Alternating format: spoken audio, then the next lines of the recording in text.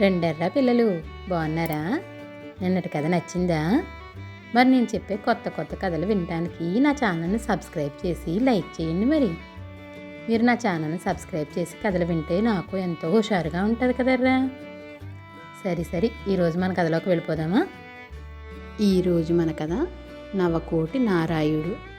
బ్రహ్మదత్తుడు కాశీ రాజ్యాన్ని పాలించేటప్పుడు ఒక మహాధనికుడు ఉండేవాడు. ఆయన 9వ కోటి పూర్తి చేసి పడగ ఎత్తే సమయానికి ఒక కొడుకు పుట్టాడు. అందుచేత కొడుక్కి ఆప్యాయంగా నవకోటి నారాయుడు అని పేరు పెట్టాడు. నారాయుడికి తండ్రి లేదనకుండా కోరిన కోరికలన్నీ తీర్చేవాడు. అందుచేత కుర్రవాడు ఆడింది ఆట పాడింది పాట అయ్యింది. అతడు దుష్టులతోనూ దుండగులతోనూ సహవాసం చేయసాగాడు. ఏమైతేనే యుక్త వయస్సు వచ్చేసరికి తండ్రి ఒక చక్కటి పిల్లను చూసి నారాయుడికి అతి వైభవంగా పెళ్లి జరిపించాడు. మరికొద్ది కాలానికి ఆయన కాలం చేశాడు. చిన్నప్పటి నుంచి నారాయుడు హద్దు పద్దు లేకుండా చేస్తూ వచ్చిన బాకీలన్నీ తడిసి మోపిడై తండ్రి పోయేసరికి కాలసర్పాల్లాగా వచ్చి పట్టుకున్నాయి. రుణదాతలందరూ ఒక్కసారిగా వచ్చి చుట్టుముట్టుకున్నారు. ఈ స్థితిలో నారాయుడికి జీవితం అంటే నిస్పృహ తోచింది. గత్యంతరం కానక చివరకు చస్తే మేలనిపించింది. ఏమీ బదులు చెప్పలేక నారాయుడు వారితో, అయ్యా, నేను గంగ ఒడ్డున ఫలానా రావి చెట్టు కింద ఉంటాను. అక్కడ మా పూర్వీకులు వదిలి వెళ్ళిన నిక్షేపం ఉన్నది. మీ పత్రాలన్నీ పట్టుకొని అక్కడకు రండి అని చెప్పాడు. అవుననుకొని అందరూ ఆ రావి చెట్టు వద్దకు వెళ్ళి సిద్ధంగా ఉన్నారు. నారాయుడు నిక్షేపం కోసం వెతుకుతున్నట్టు నడిరాత్రి వరకు అటూ ఇటూ తెచ్చాడి. వాళ్ళు ఆదమరుపుగా ఉండటం చూసి ధబీమని గంగలోకి దుమికేశాడు. జై పరమేశ్వర అని అతడు జాలిగా కేక వేసేంతలో ప్రవాహ వేగం అతన్ని ఎంత దూరమో లాక్కుపోయింది. ఆ కాలమందు బోధిసత్వుడు ఒక లేడిగా జన్మించి తక్కిన లేళ్ల మందలకు దూరంగా గంగా తీరాన లతలు పొదలు అల్లుకున్న ఒక మామిడి తోటలో నివాసం ఏర్పరచుకున్నాడు. ఈ లేడి అన్ని విధాలా ప్రత్యేకత కలది. బంగారు శరీర ఛాయ, లక్క వంటి కాళ్ల డెక్కలు, వెండి కొమ్ములు, రత్నపు పొడలలాగా జిగజిగా మెరిసే చక్కటి కన్నులు, ఇటువంటి అపూర్వ సౌందర్యంతో ప్రకాశిస్తూ ఉన్నది లేడి. ఆ లేడికి అర్ధరాత్రి సమయాన విపత్తులో ఉన్న ఒక మానవుని ఆక్రందన వినిపించింది.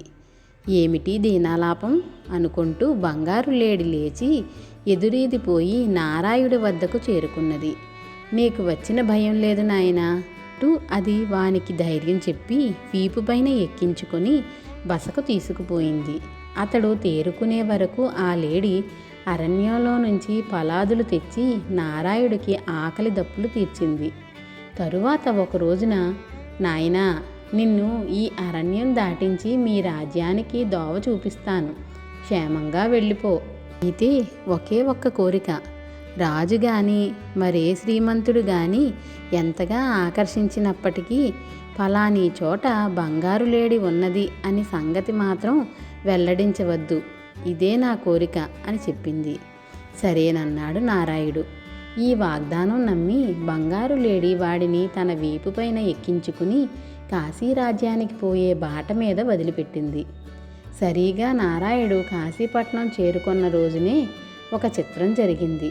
అంతకు క్రితం పట్టపురాణికి కలలో ఒక సుందరమైన బంగారు లేడి కనిపించింది. ధర్మబోధ చేసిందట. రాణి తన భర్త వద్దకు వచ్చి, అసలు లోకంలో ఉండకపోయినట్టయితే ఇటువంటి లేడి రూపం నాకెందుకు కనబడుతుంది? దాన్ని వెంటనే నాకు పట్టి తెస్తేనే తప్ప జీవాలు నిలవవు అంటూ పట్టుబట్టింది. తక్షణమే రాజు చేసిన ఏర్పాటు ఏమిటంటే, ఒక ఏనుగు మీద అంబారీలో బంగారు బరిణె లోపల 1000 మొహరీలు, వీటితో అది ఊరేగుతుంది.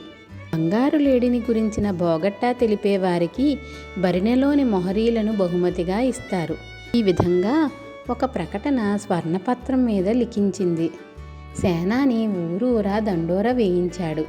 సరిగ్గా ఈ దండోర వేసే సమయానికే నారాయుడు కాశీనగరంలో అడుగుపెట్టాడు. అతడు సేనాని వద్దకు వచ్చి, అయ్యా, మీకు కావలసిన ఆ బంగారు లేడిని గురించి నాకంతా తెలుసు, నన్ను ప్రభువు దగ్గరకు తీసుకుపోండి అన్నాడు.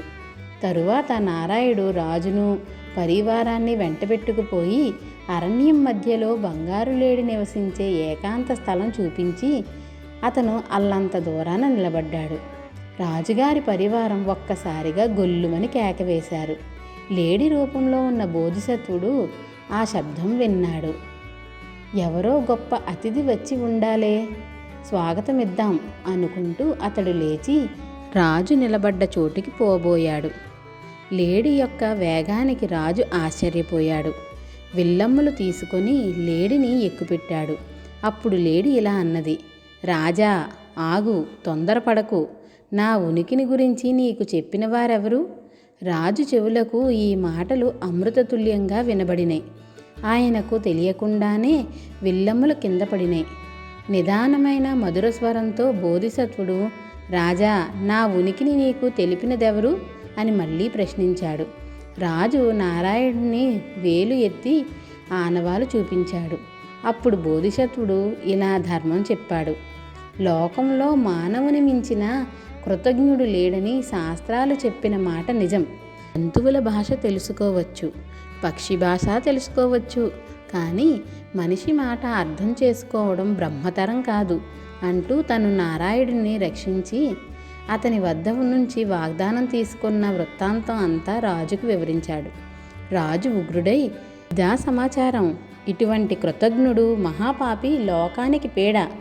ఒక్క బాణంతో వీణ్ణి హతమారుస్తాను అని బాణం తీశాడు.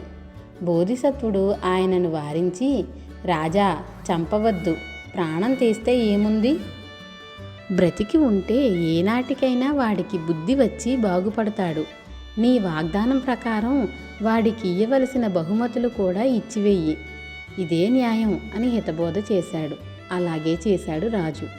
బోధిసత్వునిలోని ఔదార్యము, క్షమ మొదలైన మహత్తర గుణాలన్నీ అప్పుడు బోధపడినై రాజుకు.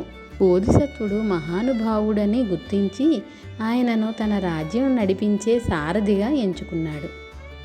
పిల్లలు, కథ నచ్చిందా? అయితే లైక్ చేసి షేర్ చేయండి, మరి అలాగే సబ్స్క్రైబ్ కూడా చేయండిరా. పిల్లలు, నా కథలు ఎలా ఉన్నాయో మీరు కామెంట్ల రూపంలో కూడా పెట్టండి. అలాగే మీరు ఎలాంటి కథలు వినాలనుకుంటున్నారో కూడా నాకు కామెంట్లలో పెట్టండి, సరేనా?